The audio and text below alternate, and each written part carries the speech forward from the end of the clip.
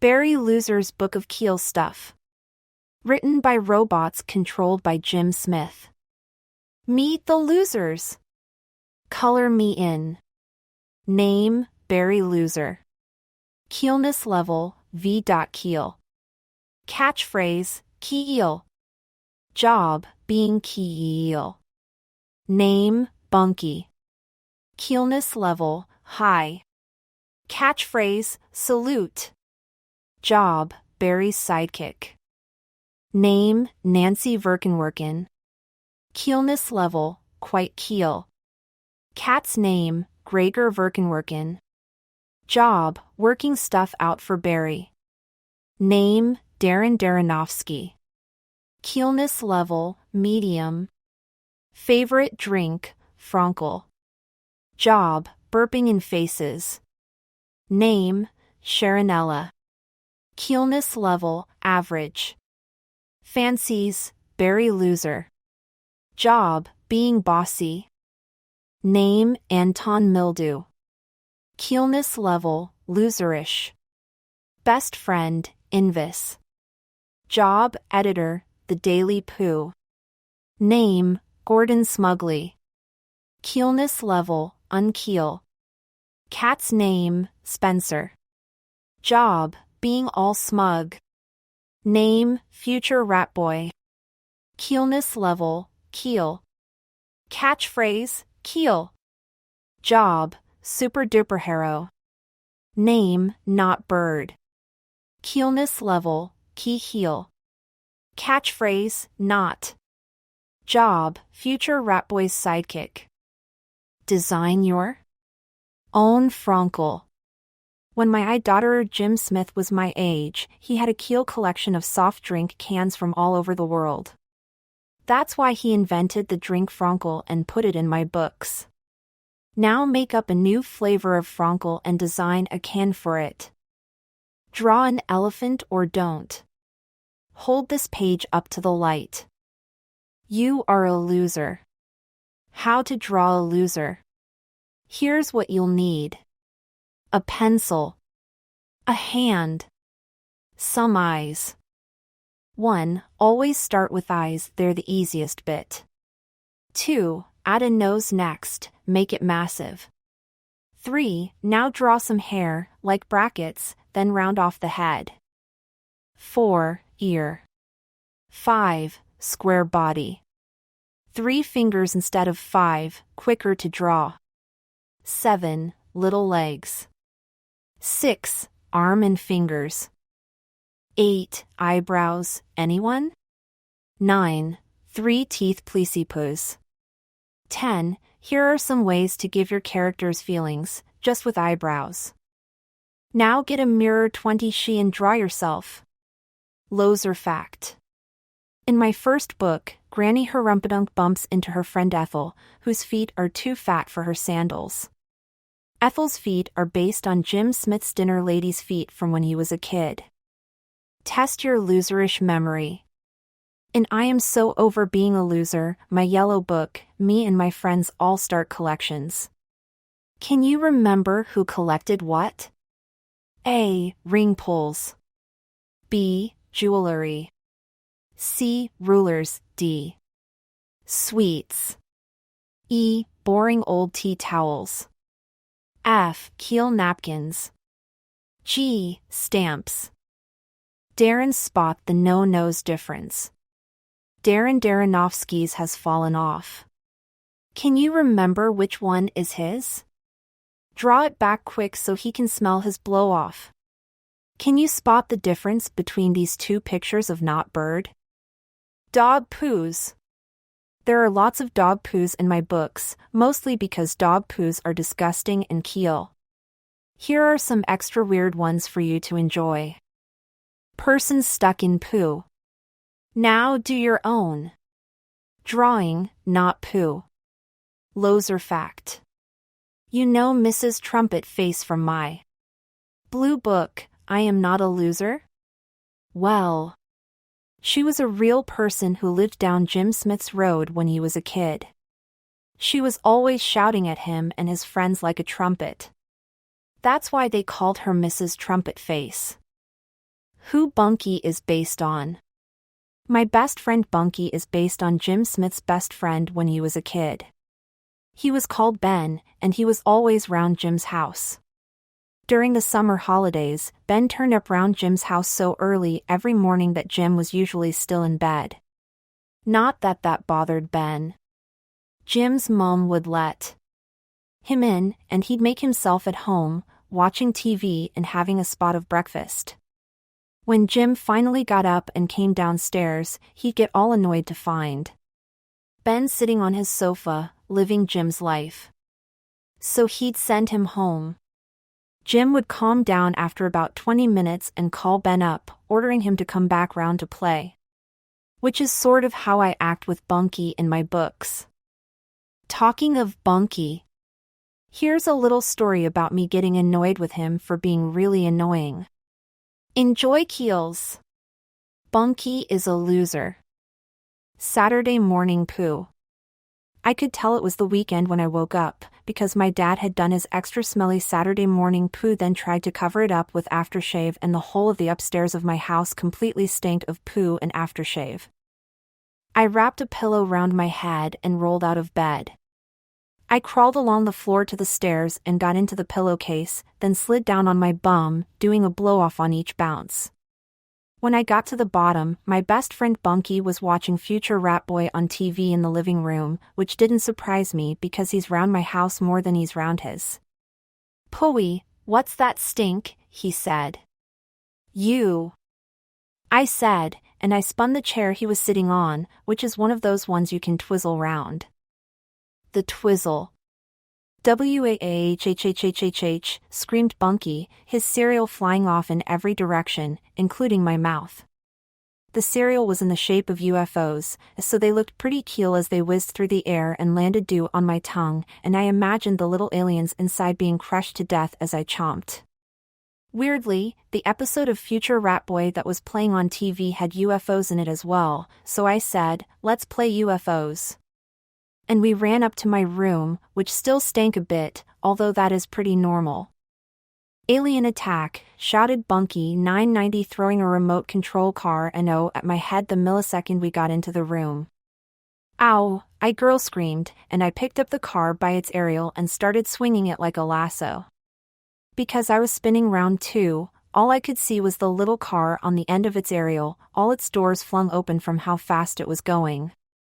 "Watch out," shouted Bunky, as the car slipped out of my hand and flew towards the jar that sits on my bedside table where I've been collecting all my toenails and bogies since I was about N00000.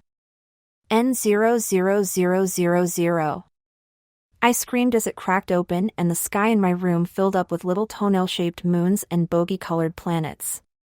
"Look what you've done now," I shouted, and one of the bogies landed on my tongue and I ate it. Foot scrape.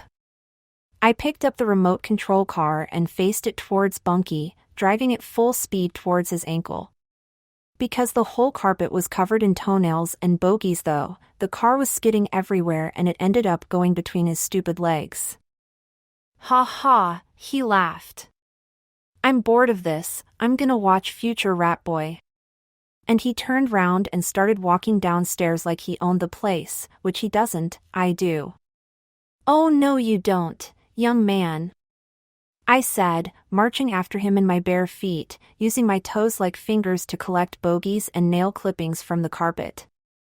Bunky was already back in the twizzle seat watching Future Rat Boy when I got downstairs. "Watch this," I shouted, scraping the bottom of my foot down his face.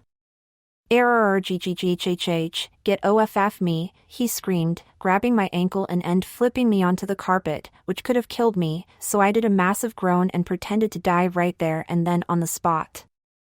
"For crying out loud, what's going on in there?" shouted my mum from the kitchen. "Barry's bullying me," shouted Bunky. "Barry, stop bullying Bunky," shouted my dad. "Right, that's it," I screamed, coming back to life and standing up. I glanced at the TV and saw Future Rat Boy throwing a baddie through a window. "Get out!" I shouted, dragging Bunky to the front door and pushing him into the road. "And don't come back!" being bored all on my own. After that I watched the rest of Future Rat Boy, then got dressed and picked up all the bogies and fingernails off my bedroom carpet, then went back downstairs to see what was happening. What was happening was that my mum was watching a black and white film with a cup of tea and a biscuit, and my dad was in the back garden carrying paving stones around with his tongue sticking out and his face all red. I walked straight to the phone and dialed Bunky's number.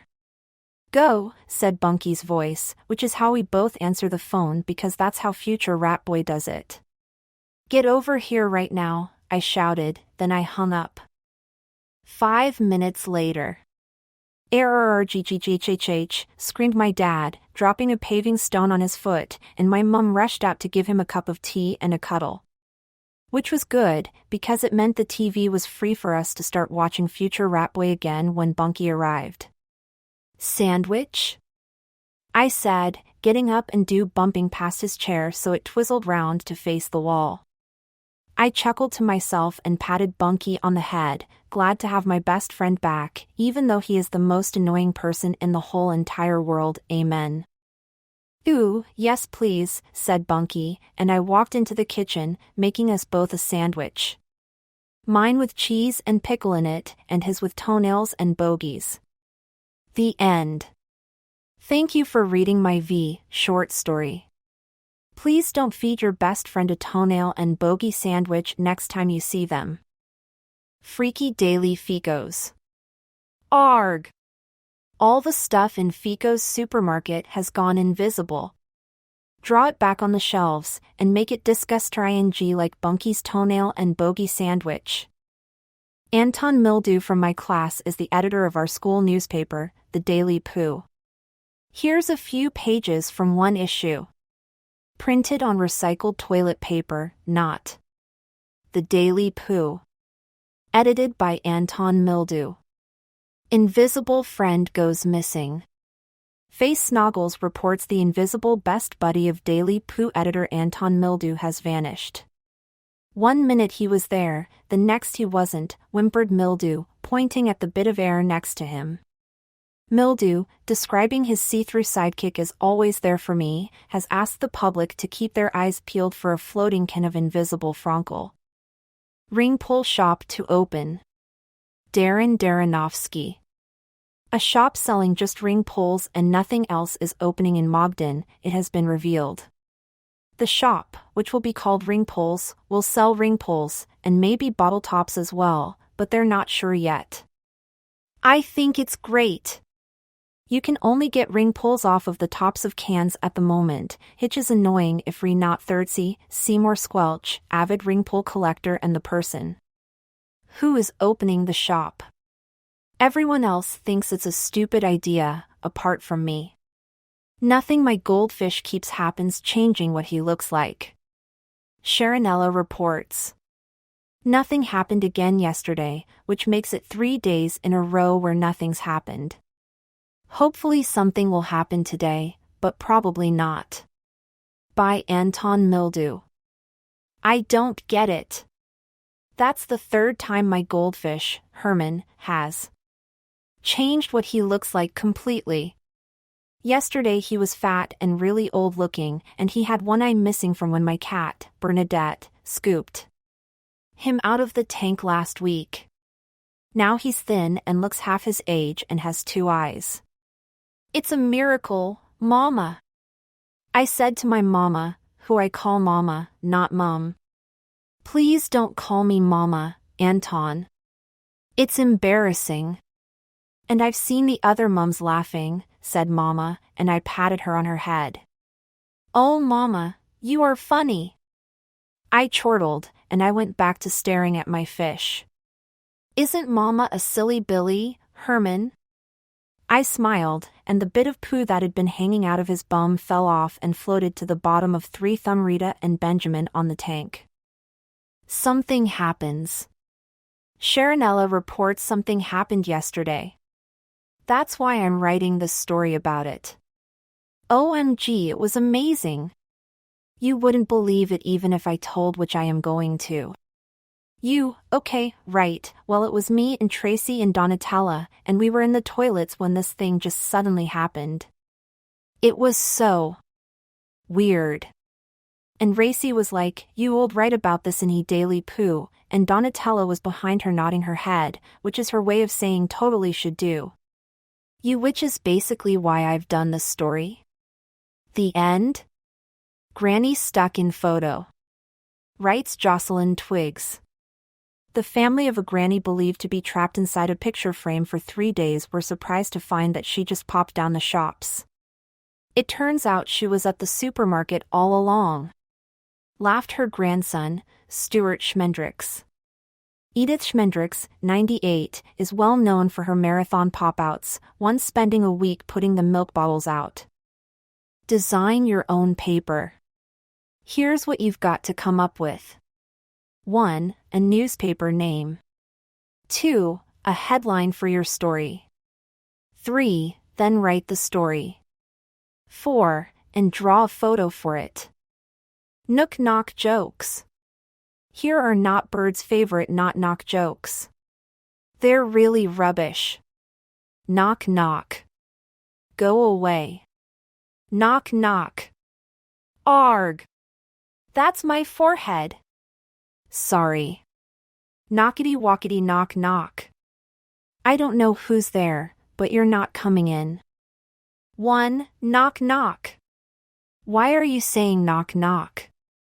2. Because I'm doing a knock knock joke. I hate those. 3. Thanks for ruining it. Doesn't care. Write your own really rubbish knock joke here. Ring pulls. I like ring pulls. I just think they're KEEL. So I always try and sneak drawings of them into my books.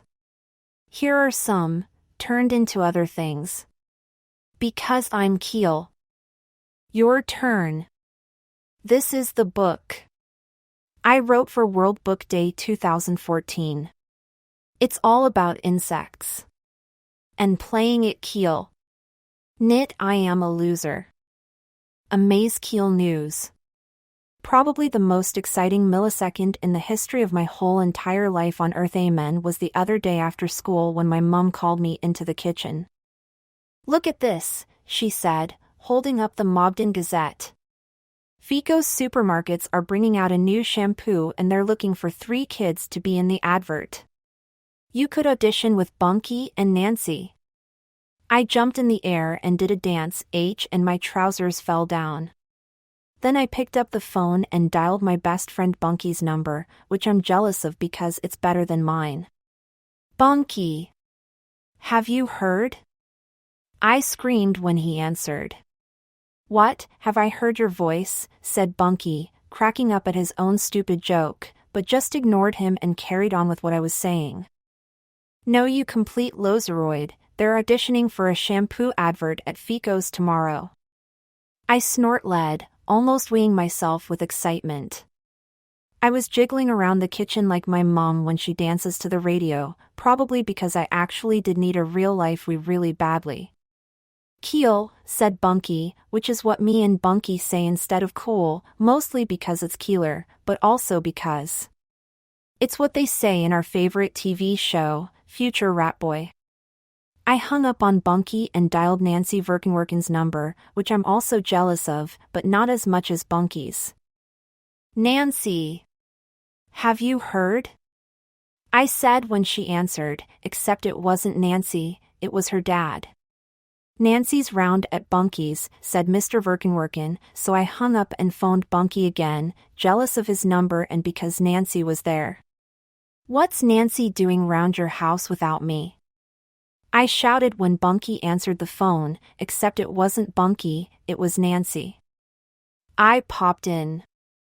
I do live next door to him, you know, said Nancy, but I just ignored her and carried on with what was saying. Yeah, well, did he tell you the Amaze KEEL news? I said, stretching the phone cord so I could go for a wee in the toilet, which was across the hall from where I was standing in the kitchen.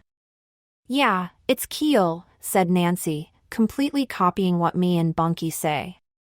Suddenly and boringly my mum walked down the hall, carrying a pile of dirty washing. Arg, she screamed, tripping over the phone cord. The phone flew out of my hand and twizzled round like a ballerina. See you at Fico's tomorrow morning. 8 o'clock sharp. I shouted, we going everywhere, not that I cared because I was going to be in a shampoo advert. Best mood ever. The next morning I sprang out of bed like there was a spring springing me out of it. I looked at the mattress and saw a massive spring springing out of the sheet and realized that a real-life spring had actually sprung me out. I chuckled to myself, jumping into the shower with a spring in my step, thinking how it was the first day of spring, which is my favorite season ever, even though I hate the word spring and try not to say it all that much if possible. What's going on here? Said my mum when I came downstairs with my hair all washed and shiny. I think she was a bit surprised, seeing as I usually only have about one shower every 8 million years. I have to look my best for the shampoo advert, I said, and my mum did her smile she does when she thinks I'm the best son ever, which I am. Ooh, my snuggly little snooky flumps, she warbled, giving me a cuddle, which I wriggled out of even though I secretly quite liked it. Then I skateboarded off to Fico's supermarket, going extra fast because of all the excitement turbo blow-offs was doing. What a lovely day. Barry, shouted Bunky as I skateboarded up to Fico's playing at KEEL times 1.75 billion. He was halfway down the queue of kids, which was caterpillaring round the building like one of those long wriggly insect things I can never remember the name of. You made it! I smiled, my hair glistening in the sunshine. Nancy strolled up and picked a flower that was growing out of a crack in the pavement, and I gave her a triple reverse upside down salute. Which is what I do when I'm in the best mood ever. Lovely day, isn't it? She beamed, sniffing on the flower and sneezing into my face. The sun was beaming in the sky even more than Nancy, and Bunky pulled out a pair of future Rat Boy sunglasses. Oh my days. I am loving your shades, Bunky, said an annoying voice from behind me that sounded just like Sharonella's from our class at school. I turned round and did a blow-off out of shock, because it actually was Sharonella, not that I should have been all that surprised, seeing as the voice had sounded exactly like hers. Hello, Darren fans, said Darren Darrenofsky, who I hadn't spotted because he was standing behind Sharonella, and I did another blow-off because of how annoying he is too. Next 5 kids, shouted a spotty fat man holding a clipboard, and we shuffled into Fico's supermarket, me first because I'm the best. The storeroom. This way, shouted the clipboard man, walking us through Fico's, which was full of grannies and granddads doing their boring old Saturday morning shopping. Right at the back of the store was an enormous metal door with a yellow knit shampoo poster on it saying auditions here. Knit shampoo? You didn't say it was for NIT shampoo, said Bunky, pointing at the poster, then poking me in the nose with the finger he'd just been pointing at the poster with. Oh well, we're here now. I smiled, thinking how I should be in a good mood more often, and I pushed the door open and walked through. We were in the storeroom, which was like a whole nother Fico's, except much colder and without any customers. It had all the same stuff stacked up in cardboard boxes, on shelves 8 million times the height of normal ones. The clipboard man walked us over to the shampoo aisle and told us to wait there, then walked off again, his footsteps echoing. It was boring just standing there waiting, so I stuck my hand into a cardboard box and pulled out a bottle of Fico's cherry shampoo. I covered the sham bit with my finger and put on my advert face. Fico's cherry poo. I snort-led, and Bunky and Nancy weed themselves with laughter. That boy! The one with the hair, growled a voice out of nowhere, and I spotted a man with an unlit cigar hanging out of his mouth, pointing at me. He's perfect! I'm not used to people saying I'm perfect, so I jumped in the air and did a dance, and my trousers fell down. Little old keelness me? I smiled, copying what future Rat Boy said when he won Keelest Person Ever on the TV Awards last year. The clipboard man walked over and bent down. "The director would like to see you first," he whispered in my ear, his voice going right through my brain and out the other ear, into one of Nancy's. "What about me and Bunky?" Nancy said, looking all sad. I looked over at my best friends and felt sorry for them for not being as brilliant as me. "I don't go anywhere without these two," I said, and we walked over to the director together, me first again, because I'm the keelist, like I said earlier. "Fico's Knit Shampoo."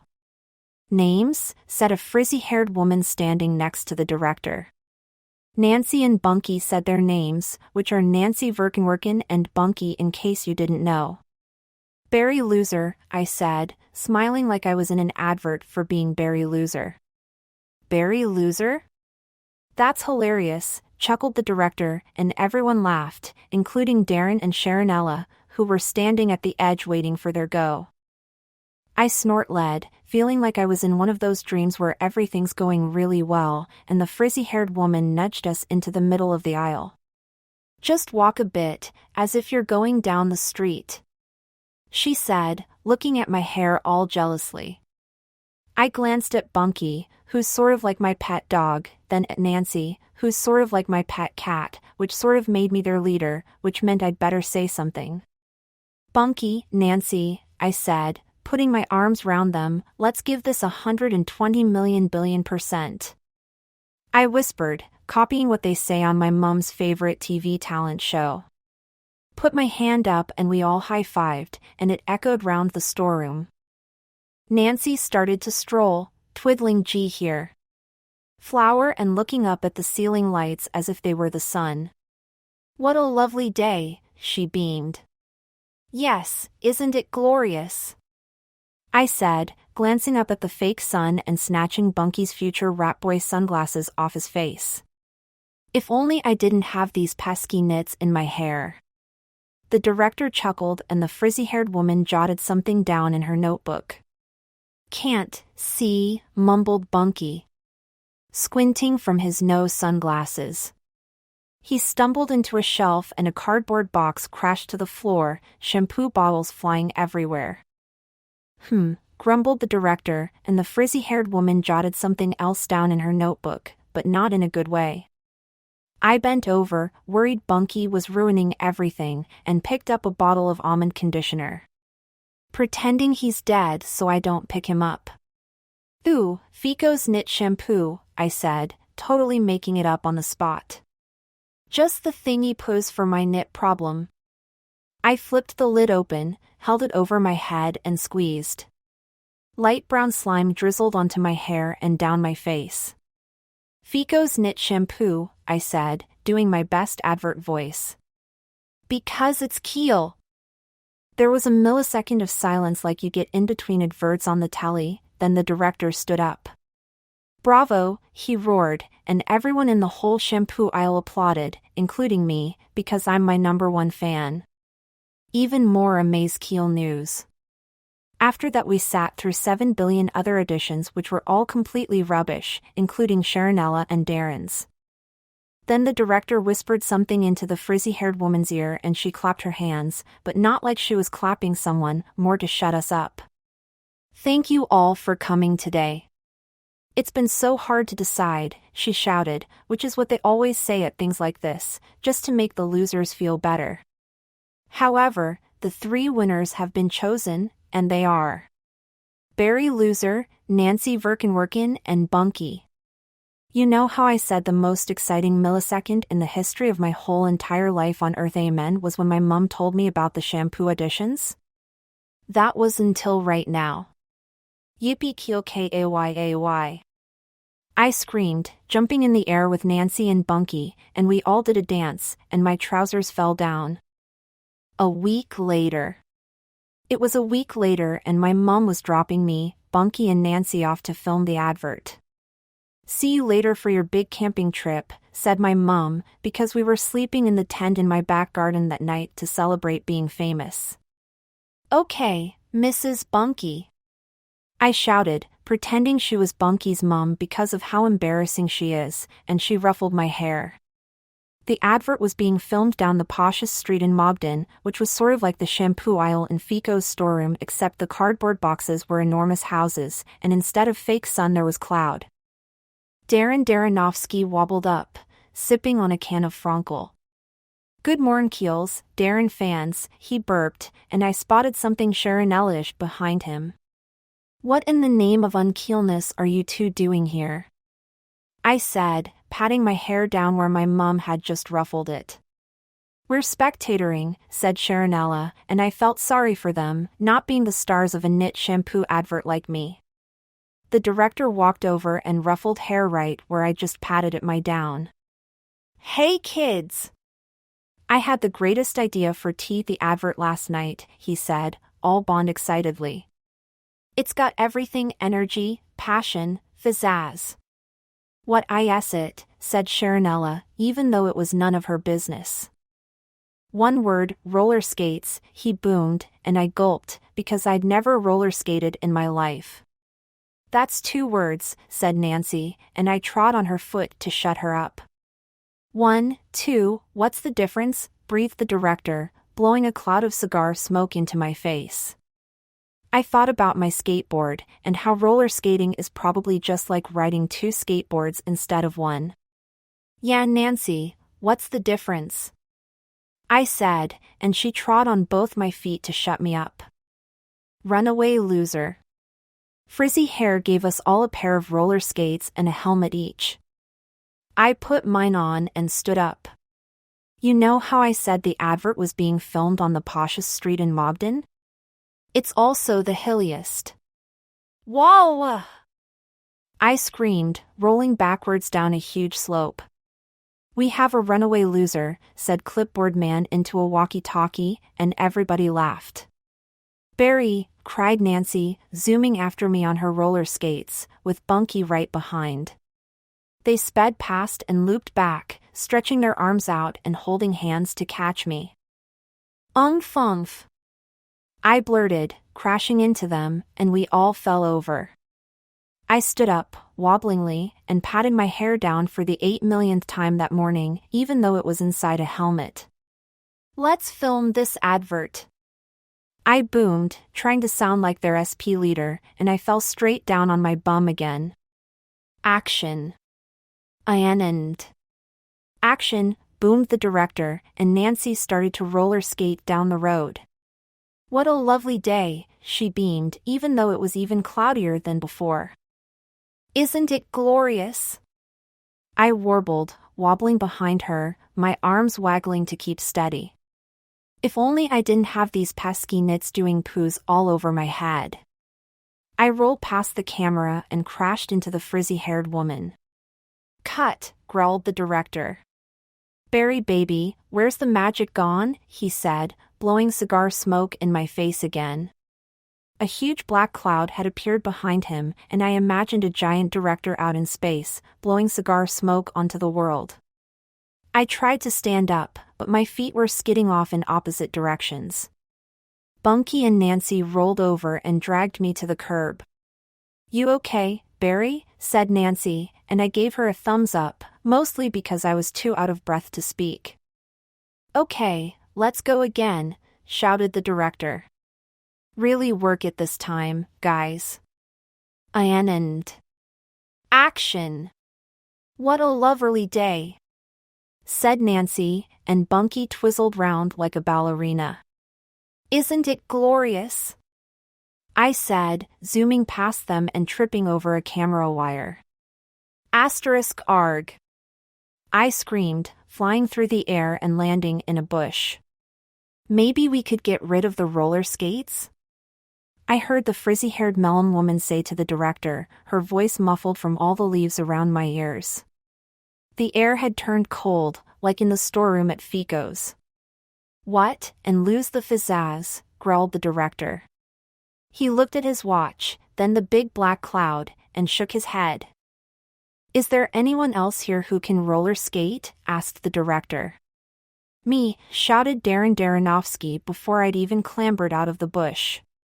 "Thunder and lightning. Help me!"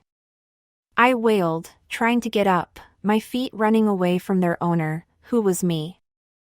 Darren was squidging his fat little feet into a spare pair of roller skates as Bunky and Nancy glided towards me.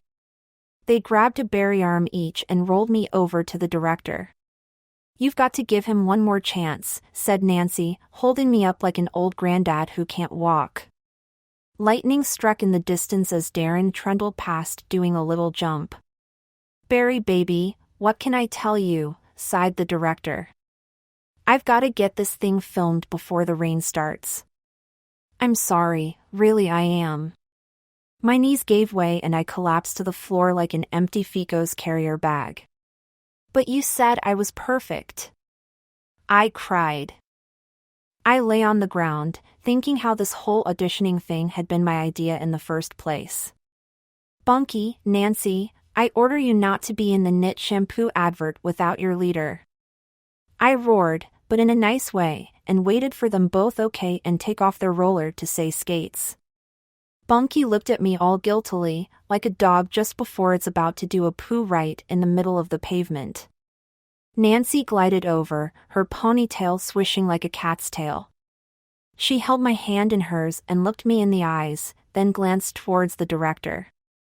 "I'm so sorry, Barry," she said, turning round and floating away, and I did the angriest blow-off in the history of angry blow-offs ever. Or maybe it was just the thunder. The long walk home. It was a long walk home in the rain from the posh street to my house, especially with Sharonella bobbling along next to me for half of it, going on about how we were the only two people not in a knit shampoo advert. "Forget about that lot, Barry. Who needs M, that's what I say," she wheezed, huffing and puffing to keep up, but I just ignored her and carried on with what I was doing. I was soaking wet by the time I got to my front door. "What's happened to my snooky flumps?" chuckled my mum as the clouds parted and the sun came out behind me. I barged past her up to my bedroom and started packing my rucksack. "W bearer pose, are you okay?" she warbled, her knees clicking as she climbed the stairs. I grabbed my cuddly future rat boy and stuffed him into the bag, looking out the window at the tent that me, Bunky and Nancy were supposed to be camping in tonight, to celebrate being famous. "Where are Bunky and Nancy?" said my mum, and I thought of them celebrating with Darren, somewhere else. I swung the rucksack over my shoulder and stomped downstairs, straight towards the tent. "See you in a million years," I shouted to everyone in the whole wide world, and I zipped the floppy door shut behind me. Camping on my own pose. I lay down on my sleeping bag and closed my eyes, trying to forget about it all, and felt something tickle my face. "Arg! Spider!" I screamed, unzipping the door and rolling onto the wet grass. I scrabbled at my nose, which was where the tickle was, and a sleeping bag feather floated off it, into the sky. I tootayed to myself, crawling back inside the tent, and lay down with my head sticking out like a dog in his kennel. The whole garden was glistening now, sun reflecting off the wet leaves and into my eyes. One of those insect things with 7 trillion legs trundled past, smiling. "What are you so happy about?" I mumbled. 3 centimeters away an ant was busy dragging his dead ant friend down a tiny little hole in the earth. "You wouldn't abandon your leader, would you, Mr. Ant?" I whispered to him in my best insect voice. I looked around at all the millions of other insects pottering about, minding their own businesses, and thought how sweet they were eating leaves and doing the tiniest poos ever. And then it hit me. What had I been thinking, wanting to be in a Fico's knit shampoo advert? I wasn't an insect murderer. Who did Nancy and Bunky reckon they were, roller skating around with Darren Darrenofsky, telling people to kill innocent little bugs? "Snacky puss, snooky flumps," chirped my mum, knocking on the tent and passing me a plate of chocolate digestives. Bunky and Nancy phoned. "I said you'd call them when you were ready." I looked at the Fico's logo stamped into the biscuits, and thought of my evil insect-killing ex-best friends with their keeler-than-mine phone numbers, starring in their stupid knit shampoo advert. "Thanks, Mumsy," I said, taking a bite of one, and 12 billion crumbs scattered to the grass. "Who needs M?" I whispered in my insect voice, settling down to dinner with my millions of six to a tiny new best friends. Insect murderers. All of a non-sudden it was Monday and I was skateboarding to school through Mogden Common, which is this massive bit of grass in the middle of town where everyone takes their dogs to do poos. A butterfly was fluttering next to my head like a miniature fan, his tiny wings cooling me off in the morning sun, when I spotted a worm wriggling across the pavement. Eek! I shrieked, swerving to miss him and crashing nose first into a billboard. Fico's NIT shampoo kills nits dead, said the headline on the poster. Underneath there was a photo of Bunky, Nancy and Darren roller skating down the road, looking all happy and nit-free. Insect murderers! I grumbled, standing up, and a fly flew right into my eyeball, completely and utterly blinding me. Good. I mumbled, because I didn't have to look at that stupid advert anymore. Then I realized it wasn't good, because I'd accidentally killed a fly. I rubbed my eye and looked into my hand. The fly was curled up, drowned in my tears, his little wings stuck to his body like my clothes after that walk home in the rain the other day.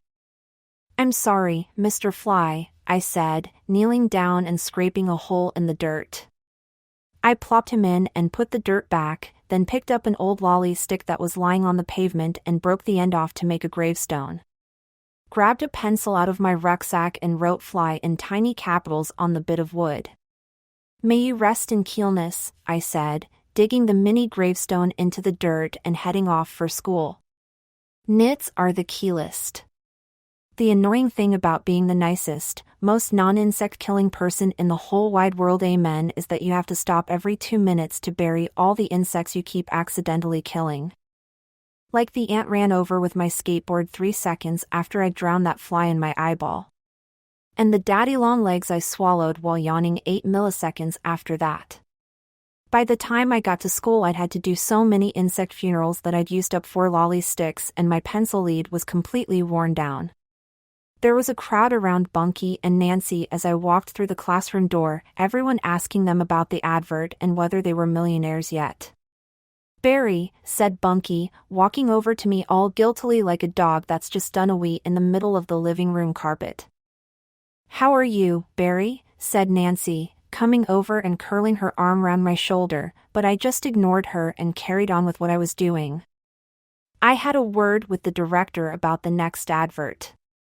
He said we could do it on skateboards, smiled Bunky, as if we were still best friends, and I mouthed yay, and waggled my hands all sarcastically. I flumped down at my desk and started drawing insects in my notebook. I don't want to be in your evil nit murdering adverts, I mumbled, writing nits are the keelest in my best capitals at the top of a new page. Just then, Darren barged through the classroom doors on his roller skates. Hello, Darren fans, he burped, holding up a phone and pressing play on the screen. I squinted my eyes and saw him, Bunky and Nancy gliding down the posh street, high-fiving each other and acting like they were the keelest people ever. Fico's NIT shampoo kills nits dead, growled a voice at the end of the advert, and everyone cheered. What are you cheering for? I shouted, scraping my chair and standing up. These people are murdering innocent nits. I sat back down and drew a woodlouse, my hand shaking from how angry I was. He's gone stark raving bonkers, laughed Darren, pressing play on the phone screen to make the advert start. Wants my autograph, if anyone again. I'm signing people's faces this lunchtime in the playground. A fly that had been buzzing against the classroom window bonked his nose straight into the glass one last time and fell to the floor, dead from nose bonk. I rolled my eyes, snapping a mini gravestone off a lolly stick in my pocket. Pissed. Barry, whispered Sharonella as I bent down to pick up the fly. I know you've gone mad and everything, but I just wanted to say that I'm there for you, okay? I wasn't listening to her though. I was too busy coming up with one of my brilliant and amazing KEEL plans.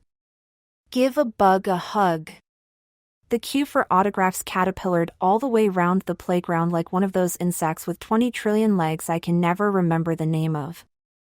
One at a time, Darren fans, burped Darren, signing face snoggles nose, and Bunky snort led, scribbling his stupid name in someone's autograph book underneath Nancy's.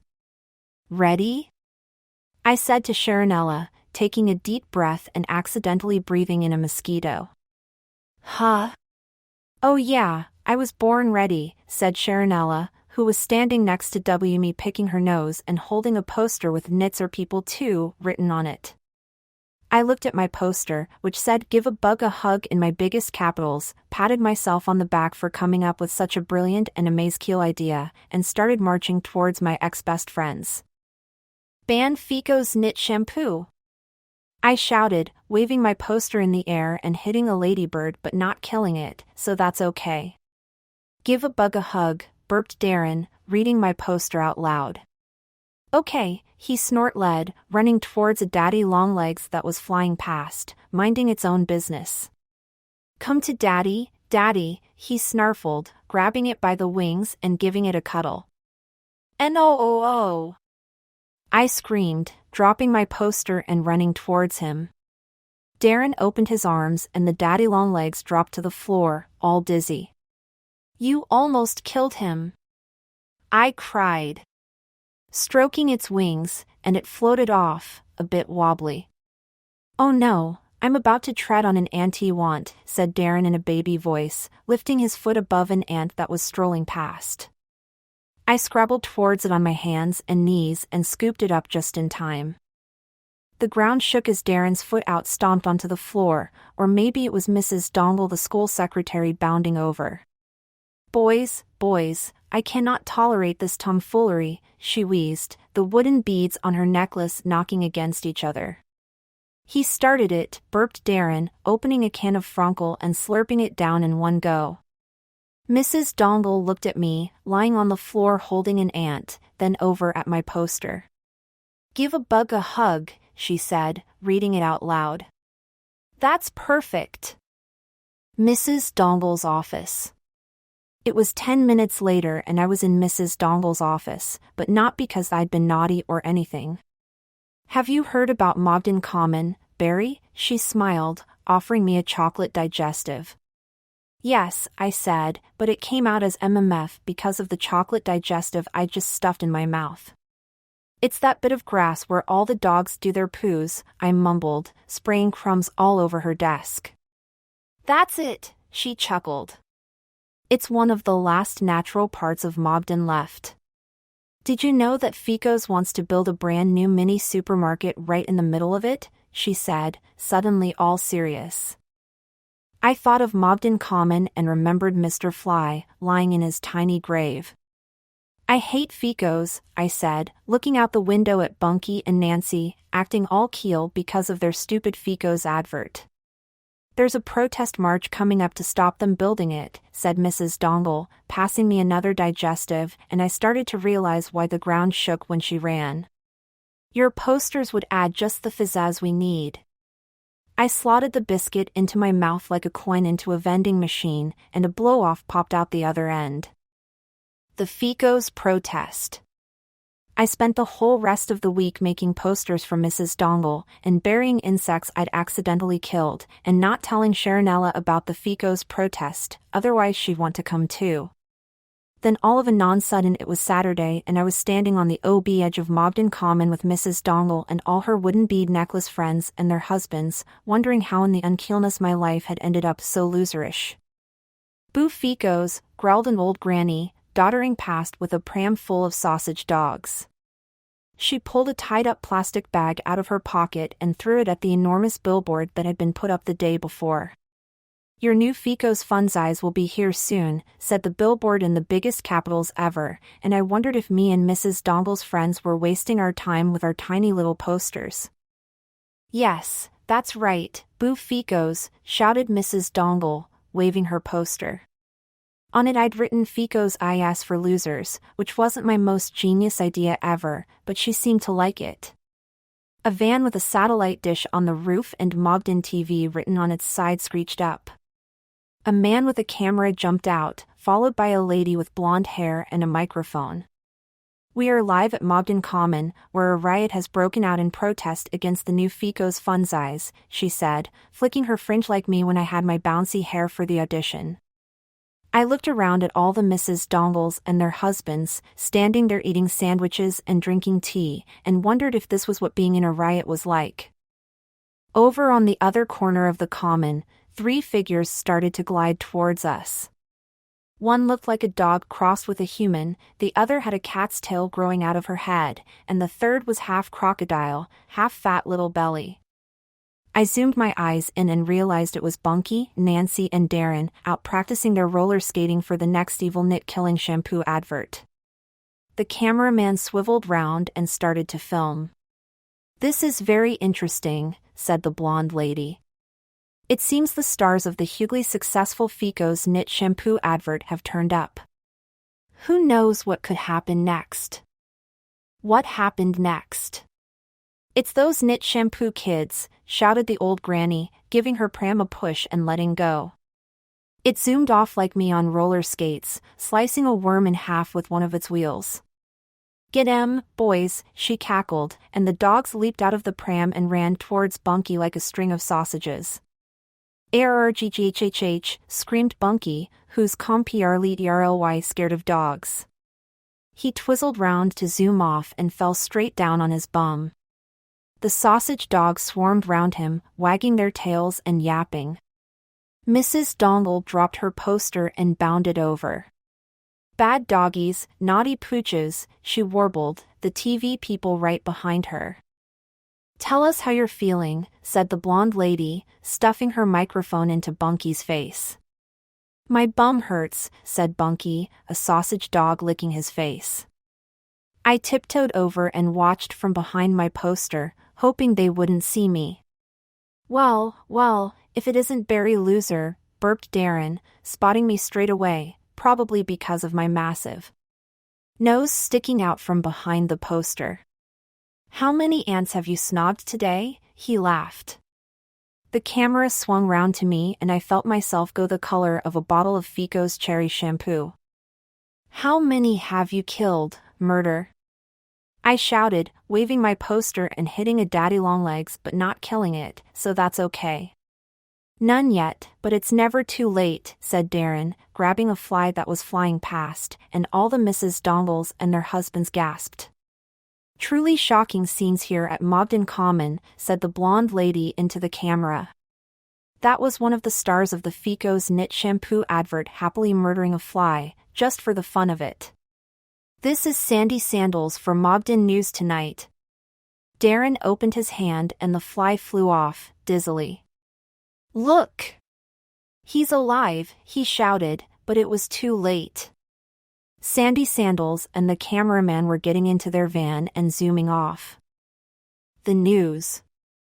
"Baza, have you heard?" screamed Sharonella as I skateboarded through the school gates on Monday morning. "What, have I heard your voice?" said, chuckling to myself about my own joke, not that I was in much of a chuckling mood. "No, the news about Darren." I flipped my skateboard up and took my helmet off, scratching my head because all of a sudden I'd been feeling a bit itchy. "Fico's fired him," snort-led Sharonella. "Nancy and Bunky too. They saw what Darren did on Mogden News and said they couldn't have insect murderers in their knit shampoo adverts." I was just about to do my dance that makes my trousers fall down when I spotted Bunky walking through the school gates with Nancy and Darren. "I suppose you're happy now, aren't you?" mumbled Bunky all sadly, scratching his head. "Not really," I mumbled back, because I wasn't really. I still hadn't been in a Fico's knit shampoo advert, plus I didn't have any friends apart from Sharonella and the insects, not that they counted if I was being honest, which I was. The sound of wooden beads clanging against each other floated into my ears and I turned round and saw Mrs. Dongle. "Have you heard the news, Barry?" she warbled, and I scratched my head while shaking it. Our little protest was a complete waste of time. Didn't do anything. They're still going to build that ghastly Fico's fun size. I did my sad face, mostly just to make Mrs. Dongle happy, and carried on standing there, scratching my head. And then it happened. Nits.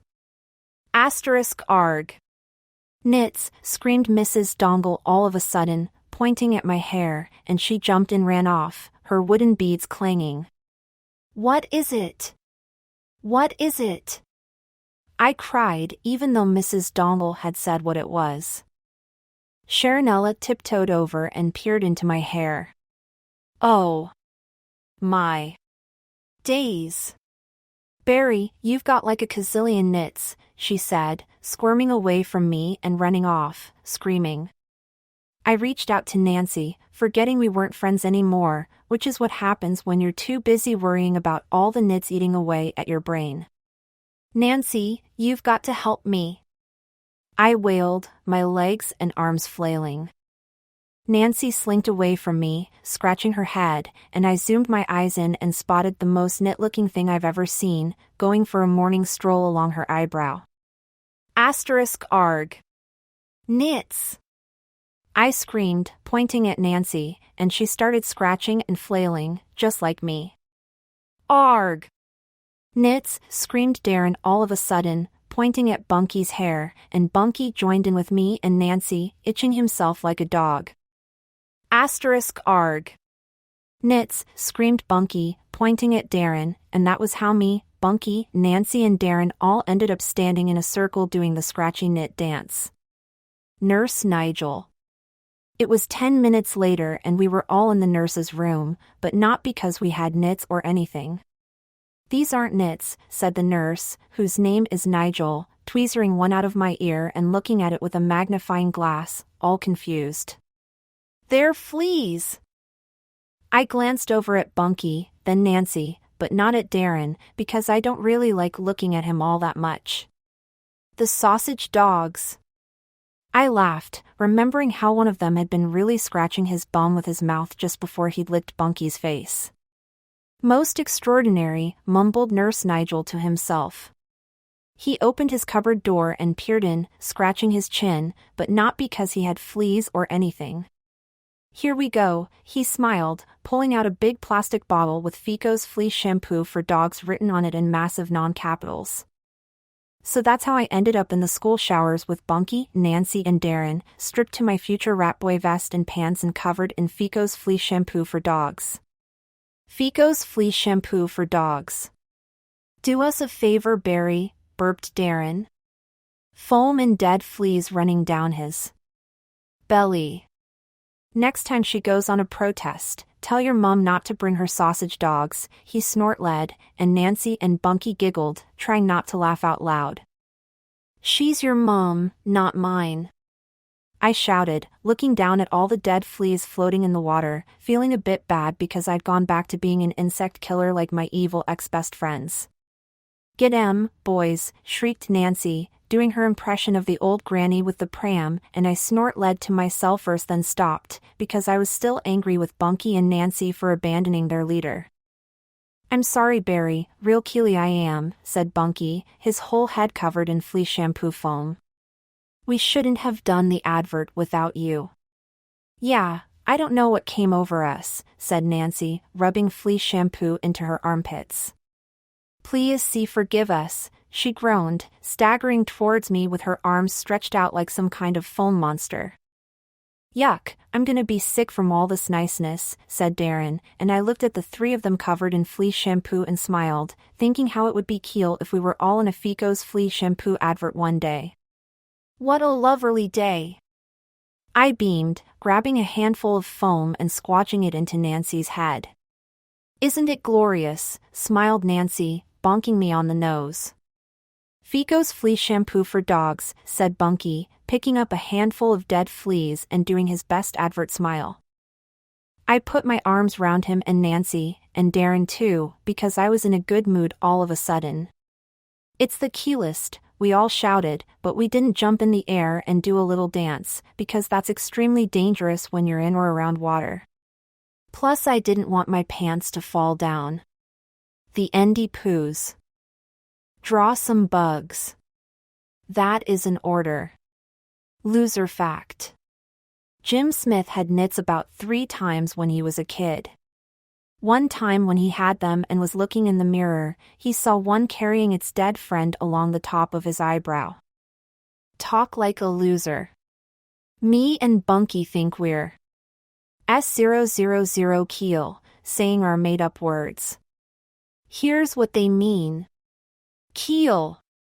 Salute the keelness, if you see something keel and want to salute it. Unkeel. Uncool. Thank keelness. When you're all relieved about something. Ingtons. Add this on to th end of a word to make it more loseringtons. Loser keel. Keel, but in keel way. Whole wide world amen. Say at end of sentence, just for keelness sake.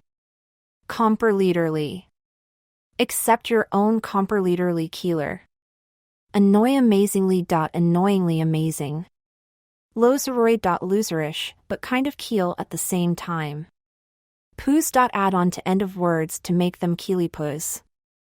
My 10 keelest questions. Ever. Here are the winners of my Keel Questions competition. It was a competition where people send in Keel questions, and the top 10 keelest ones got printed in this book, on page 224. Which is this page? Enjoy keels. Gabe, dear Barry, whatever happened to Snaily Puss? Good morning, Gabe, good question. Snaily Puss is still alive, and now has 973 children. We met up for a can of Frankel just the other day, and apart from how tired he looks these days, he's just the same. Jacob, dear Jim, can you ask Barry what the hardest nose bonk he'd ever received was? Good evening, Jacob. I've just been on the phone to Barry and he says the hardest nose bonk he's ever received was from Anton Mildew's invisible friend Invis.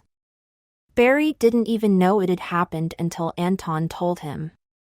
That's why it was so hard, because it didn't even make sense. I mean, how can an invisible friend bonk your nose? When I say hard, I mean hard to work out, by the way. Aisha, dear Jim, what shoe size is Barry Loser? Hi Aisha, shoe sizes are different in Mogden. All shoes come in keel, keeler and keelist. Barry's shoe size is keelist. Ethan, hi Barry, why is Future Rat Boy called Future Rat Boy? Ethan, this is explained in my book, Future Rat Boy and the Attack of the Killer Robot Grannies. But you'll have to read the whole thing to understand. And even then you might not understand. But only if you speak English, because it's really not that difficult to understand. Hazel, hi Jim, are your books for a special purpose or do you just like making them? Hi Hazel, I've always liked making books. In fact, I have a box of little books I made all for myself, that hardly anyone else apart from me ever sees. Lily Amber, dear Jim, what is the most embarrassing thing that's ever happened to you? Hi Lily Amber, I once pooed myself at the beach in Lee Bay, North Devon when I was a kid. I was in my swimming trunks and had to walk back to the hotel room with my bum up against the wall the whole way so no one would notice. Beaches always used to make me need a poo. And libraries. I've told you the exact spot it happened in so you can visit it and imagine the scene better. Morgan, dear Barry, when did you do your biggest blow-off and why? Morgan, this is a very important question. My biggest ever blow-off was when me and Bunky were running away from Mrs. Trumpet-Face's house after we'd knocked on her door once. I'd been saving up the blow-off for 3 years, and now was the perfect time to use it. Its turbo powers helped me escape down an alleyway at superkeelness speed. Unfortunately, the blow-off blew straight into Bunky's face and he fainted and was captured by the evil Mrs. Trumpet-Face, then taken back to her dungeon where he still is now. I just made that all up by the way. Zunair, dear Jim, how do you get these mind-blowing ideas? Hi Zunair, I like your name. It's like you're an aeroplane company. The answer to your question is in your question. I get them, I don't look for them, they just pop up. And I take them. Although you have to know when they've popped up, I think mostly it's just that suppose. I'm really bored most of the time, so I try to entertain myself with whatever's going on inside my brain. Archie, dear Barry, what's your favorite part about Not Bird? Hi Archie, my favorite part about Not Bird is the little washing instructions tag that sticks out of his bum. I'm talking about my cuddly Not Bird, of course. Although the real Not Bird also has a washing instructions tag. I wish I had one of those sticking out of my bum, then I'd know what temperature to wash myself at. Daniel, hi Barry. Will you ever marry Nancy Verkenwerken? Hi Daniel, who know Keels? Maybe we could get married in one of my books and have Bunky as know our baby.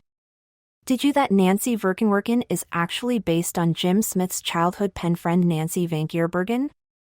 Not Bird. These are some of the early designs for Not Bird. And here's how he ended up looking. Color them in. Come up with some more Not Birds. Maybe use these shapes for them. Draw them here. Guess the nose. Whose noses are these noses? The loser fan quiz. How much of a Barry loser fan are you? Find out by answering these ridiculous questions. A. Who do Barry and Bunky call cupboard eyes? B. Whose china pig did Barry smash into 10 pieces in his purple book, The Case of the Crumpled Carton? C. Who's the owner of the three-legged dog in Barry Loser and the Holiday of Doom? D. What does Barry say instead of KEEL in his red book, I am still not a loser? KEEL.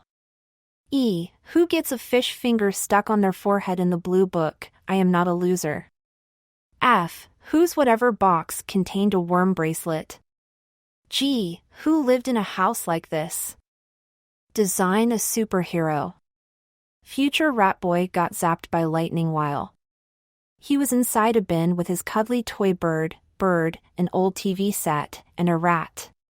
That's how he ended up millions of years in the future as a half rat, half boy, half TV, with a cuddly flying bird as his sidekick. Use this page to come up with your own superhero. Make sure you know how they got their superpowers, and give them a sidekick. You know how I keep going on about Future Rat Boy the whole time?